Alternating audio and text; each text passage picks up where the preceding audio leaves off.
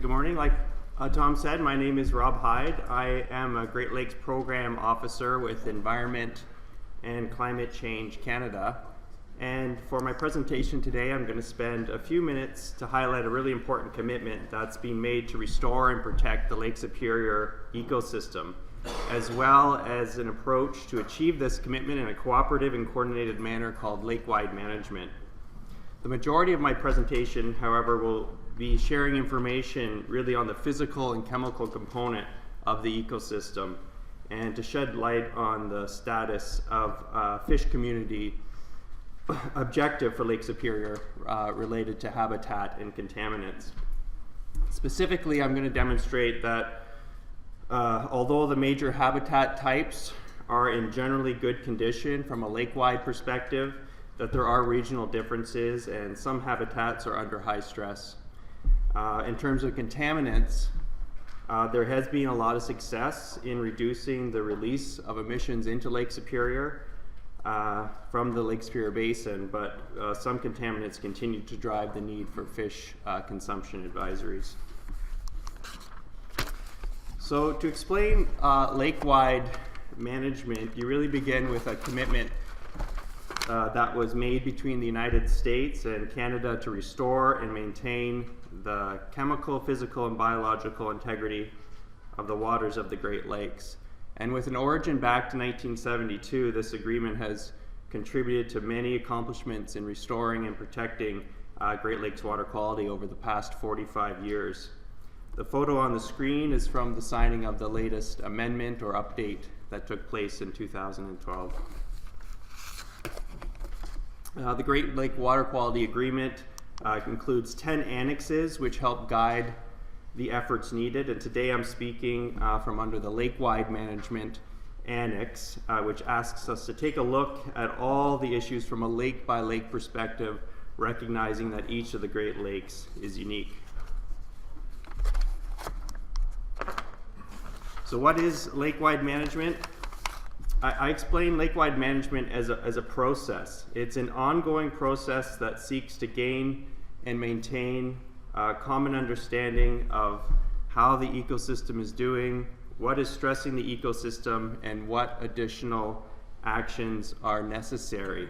Now I have a slide coming up to explain the relationship with the Lake Superior Technical Committee and the Fishery Commission. But you can probably see from these questions where fishery science and fishery management are a really important part of ecosystem management. And in addition to these questions, where appropriate, the Lakewide management process also contributes to coordinating actions, and it does track from a Lakewide perspective progress and challenges. So while Lakewide management is a process, you sometimes hear a term called lake partnerships or the Lake Superior Partnership, and those are really the people, or more specifically, it's an umbrella term we use for many different government agencies involved in Lakewide management process. And the Lake Superior Partnership has members representing over 30 different federal, provincial, indigenous, tribal, state, and local governments. And in turn, these government agencies work closely with many others, including the, academia, non-governmental organizations, and the general public. These organizations, representatives from these organizations communicate very regularly, and the photo on the screen was taken after a meeting of the Lake Superior Partnership Working Group, which was hosted by the Red Cliff Band of Lake Superior, Chippewa, and this meeting was a few years ago.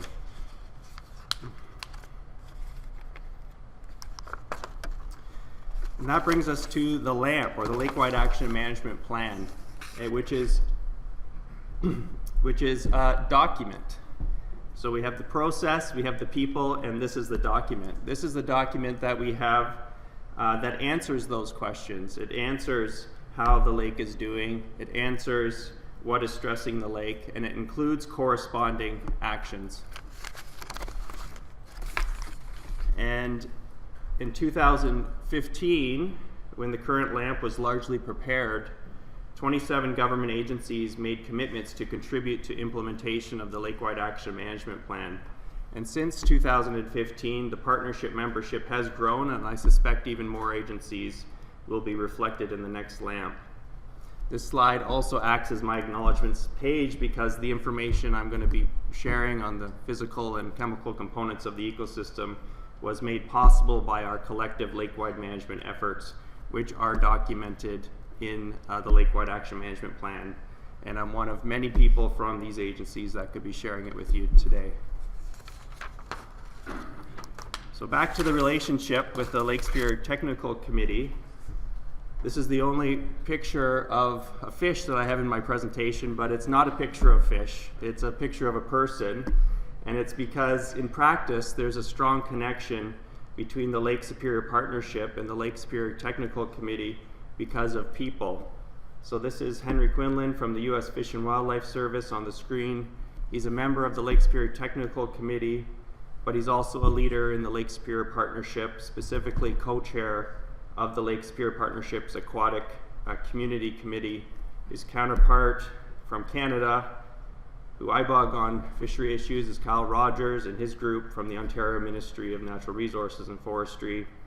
In fact, there's many folks that I know in this room that are ensuring that the fisheries science, the knowledge and the priority actions for the fisheries in Lake Superior are informing the Lakewide management process.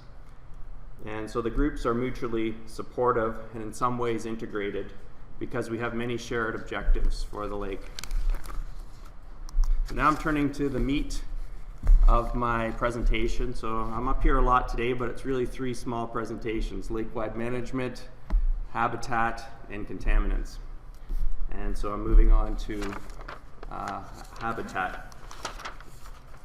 And this is because there is a Great Lakes Fishery Commission fish community objective for Lake Superior, which has a number of different components around both aquatic habitats and fish contaminants.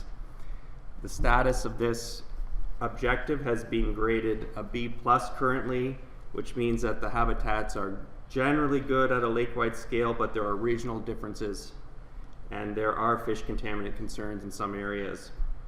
And it's the physical and chemical aspects that can be found in the Lakewide Action Management Plan, which do shed some light on that assessment.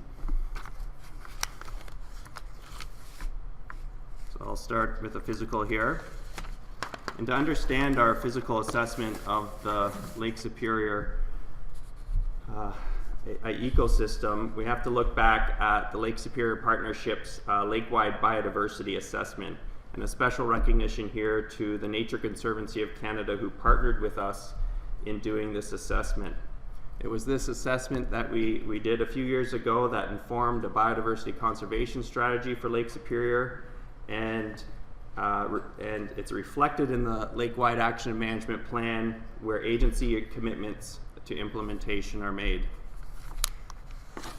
So overall, the goal of that was to ensure that each major habitat type was in good condition, and when we did the assessment, we recognized that the majority of habitat types are in pretty good shape. And the data we used was largely from the State of the Great Lakes reporting, which is released by Environment and Climate Change Canada and the U.S. Environmental Protection Agency, also known as Great Lakes Indicators. There's 44 sub-indicators, and these indicators include information from approximately 30 different organizations. The only major habitat type that was not found to be in good condition is the tributaries and watersheds. But if you look deeper into the assessment we did, you could see that the near shore and embayment targets were actually quite close to the fair status threshold. But if you want to compare this to the other Great Lakes, which did a similar assessment, some conservation targets or major habitat types in other lakes are in poor condition, and many more are in fair condition. We also know that generally good status doesn't mean there have never been condition problems in the past. And we also know that these conditions may not be maintained without further action. And there are many existing and emerging threats to these conditions. We did a threat assessment which accounted for the scope, severity, and irreversibility of threats to biodiversity on a lakewide scale with a 10-year outlook. And the top three threats that emerged were aquatic invasive species, climate change, and dams and barriers. If you want to compare this threat assessment to what was done for the other Great Lakes, because all the lakes went through a similar process here, some threats were actually in a very high category, which reflected even a higher threat ranking in some lakes on issues such as invasives, coastal development, and connectivity issues.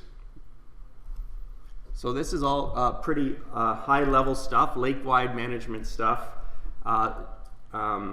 Not real new news for a lot of folks that work on Lake Superior all the time. But the lake-wide management process also is understood that to achieve our shared lake-wide goals, many of the actions need to be taken in different regions and in our unique locations all around the lake.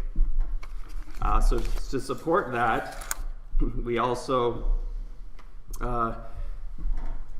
looked down and did a regional assessment as well.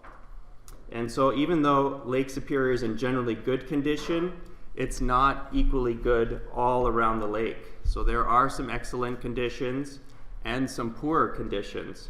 So this assessment broke the lake basin into 20 different regions to compare relative conditions to one another. So in terms of starting to understand the differences around the lake, it is a useful exercise, keeping in mind that it is relative conditions here.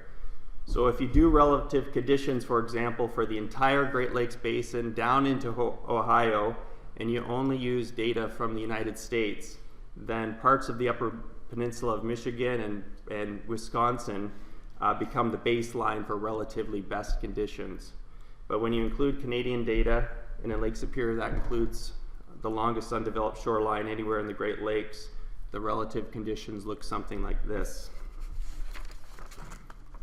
And the data we used for that assessment is thanks to 3 different sources. The Great Lakes Environmental Indicators Project out of the University of Minnesota Duluth, the Great Lakes Environmental Assessment Mapping Project out of the University of Michigan, and a coastal condition index that was developed out of the Nature Conservancy. So the assessment done for Lake Superior was the first to combine and use these cumulative stress assessments and tools in support of a strategy development. In fact, the data that they had collected for all of these tools was refined enough that we could actually combine them and look at differences in conditions within each region. And this is what it looks like, for example, in the Black Sturgeon region in Ontario. So even with this region, which I've selected because it's graded an A-, you can see that's not equally an A- within the region. In the water, the purple areas in Black Bay suggest a more degraded condition. Along the coast, the closer you get to the city of Thunder Bay, the data shows that not all the coastal conditions are in ideal condition. And in the larger watershed, you can see that some watersheds are not the same condition as others. So we held a number of publicly open webinars looking at these different regional assessments, targeting people who know these areas the best. And we did learn that pixel by pixel, this may not be perfect in terms of what it's displaying, but we also learned that these maps done for the entire Lake Superior Basin do communicate enough information in a consistent manner around the lake to help identify what restoration or protection actions may be most beneficial. So to reiterate, government agencies from around the lake are working here with a non-governmental organization, utilizing tools that were made available by our academic colleagues and ground truthing them with people that know these areas of the lake the best. And so that is an example of lake-wide management process. And that's not the only mapping we did. I'm a visual person, so I'm always encouraging mapping all the data. And here we mapped the condition maps along with what conservation targets or what major habitats where they are, such as the wetlands and the beaches, and information about the land cover. So where's the agricultural happening versus the forested land, And here's an example of that mapping for the Bear Trap Namadgi region.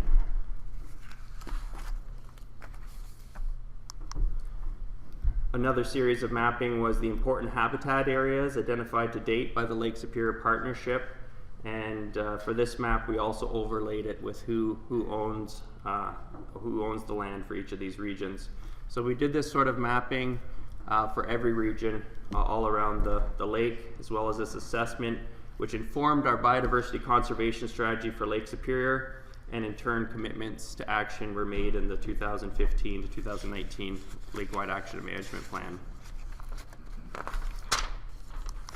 And normally I focus on actions rather than the assessments to get to these actions. So the LAMP is full of action areas. These are the ones related to habitat. So you can see we went after those three high stresses, as well as high quality habitat and native species. And this is where you'll see reflected a lot of the priorities coming out of the Great Lake Superior Technical Committee, with the priorities brought forward in terms of rehabilitating native species and addressing major habitat issues.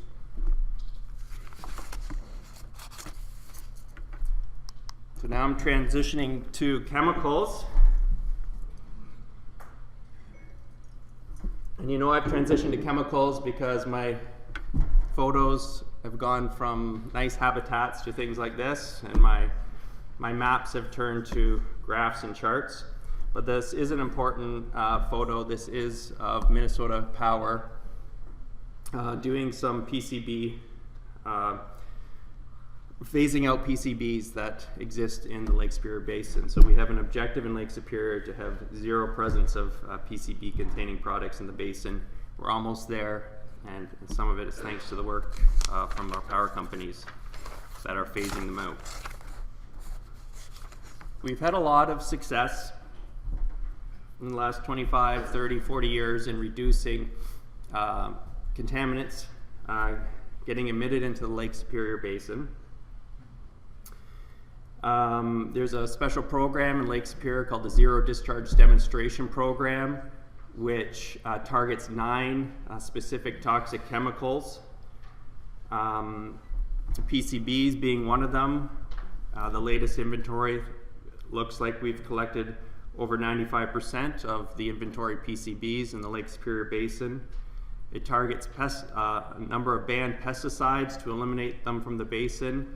And according to the inventory, they have been eliminated in the basement, unless they're being small quantities in your neighbor's basement or garage. That's the only other place we might find them at this point.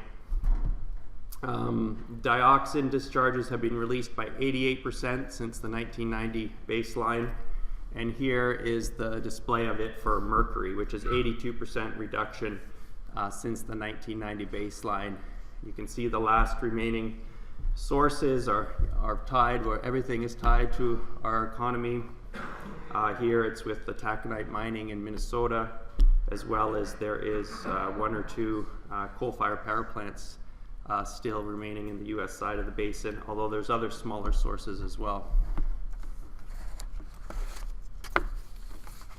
And so that's a lot of success from within the Lake Superior Basin.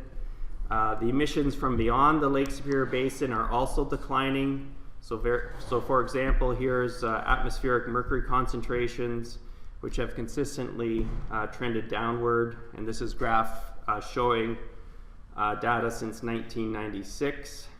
And in turn, with the reduction of the emissions coming into the lake from within the basin and from farther away, we are seeing reductions in chemical concentrations in water and birds and fish, as we would anticipate. But there's 3 stories to the lake to chemical story. One is emissions going in, what's in the lake, and then fish consumption. So here's what's starting to transition to the second story with, okay, all the emissions are gone or decreasing, but what's still remaining in Lake Superior? And here's a focus on the fish. And this graph is being the focus of a lot of attention. You will find it in the Lake Superior Lakewide Action Management Plan. We put it there. And it's been the focus of a lot of attention because it's not the trend for mercury in fish, according to this graph, is not going in the direction we would be anticipate, considering all of our accomplishments being made in reducing mercury emissions. But I will just take a look at this graph from a management perspective real quick. First, the environmental quality objective is that dashed line at the top. So below that line, fish can live a healthy, long lives. So we are achieving that objective. So that's kind of good news from a management perspective. Second, the data in recent years is showing a really high variability with trend lines being dashed. So that would tell us there isn't a significant trend identified. A significant trend would show a solid line going up. So that's kind of okay news from a management perspective. But lastly and most recently, some of the answer is coming from the fish contaminant monitoring programs from US EPA and Environment Climate Change Canada, whom have been investigating the reliability of their fish age determinations. It appears that lake trout are growing more slowly than the past, and I'm just hearing that about in the Lakes Huron sessions as well. But for lake trout, which are used in this monitoring program, they targeted to ages about 7 and 8 year old range. It's suspected that some of them that they've been collecting and using for this monitoring program maybe have been becoming older than that, which means they've had more time to bioaccumulate mercury. So there's actually a scientific journal coming out on this from Beth Murphy from US EPA and others coming out this year, and it's likely going to be titled Revised Fish Aging Techniques to Improve Fish Contaminant Trend Analysis in the Face of a Changing Great Lakes Food Web. So looking ahead, that's probably going to be a pretty good news from a chemical management perspective. Might clean up some of that data if they're going back and backcasting some of it. But of course it leads to another question about around fish growing more slowly in Lake Superior.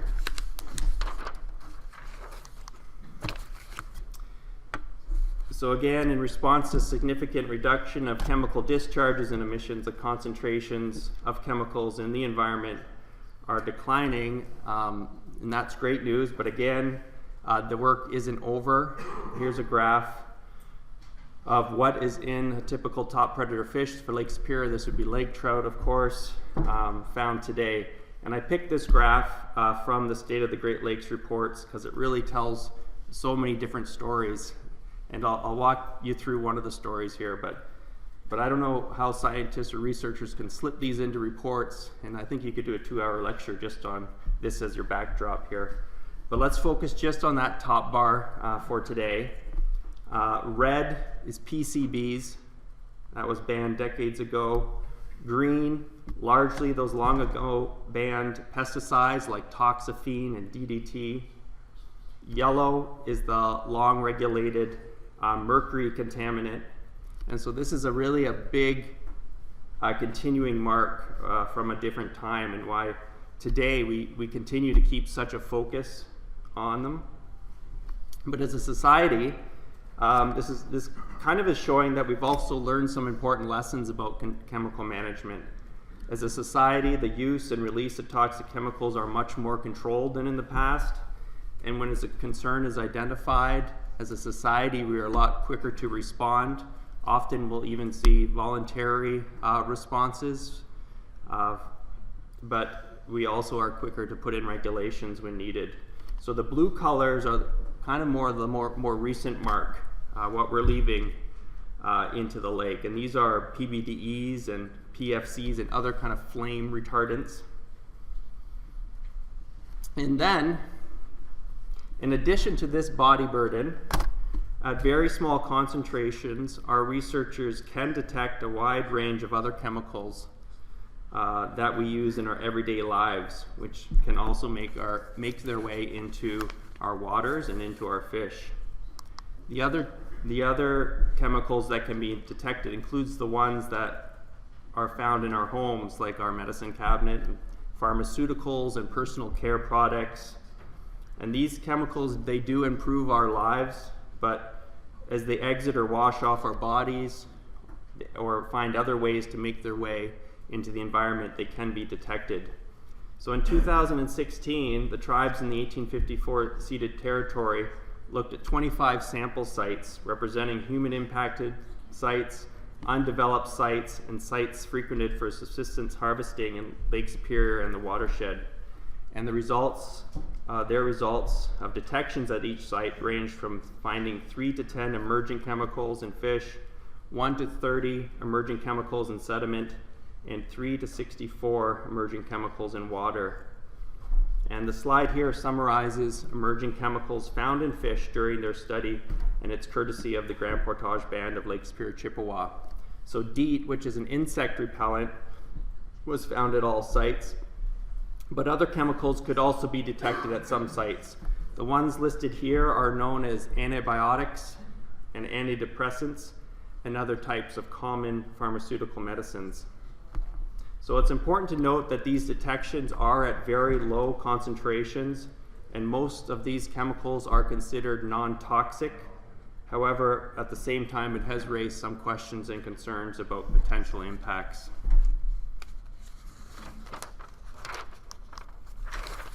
The final story is of fish consumption. We track chemical information at such detail because we have a shared objective, which is found in the Great Lakes Water Quality Agreement, as well as the Great Lakes Fishery Commission Fish Community Objective. Our goal is to allow for human consumption of fish unrestricted by concerns due to harmful pollutants. And we are making progress. Lake Superior fish are a healthy and nutritious food source, but we haven't achieved our objective yet. So to avoid impacts of harmful pollutants found in some fish in some areas, fish consumption advice is made available all around the lake. And again, currently still driven by these so-called legacy contaminants. There's actions in the Lakewide Action Management Plan. Ones under the Zero Discharge Demonstration Program directly target continued reduction of those contaminants which are currently driving fish consumption advisories. We also are supporting and have made commitments to increase our prevention and release of other chemicals or other substances of concern. So in summary, the fish community objective related to habitat has been graded a B+ because the quality of habitat is good at a lake-wide scale, but many regional differences and under high stress. Contaminant concentrations are decreasing, but fish consumption advisories still exist in the lake.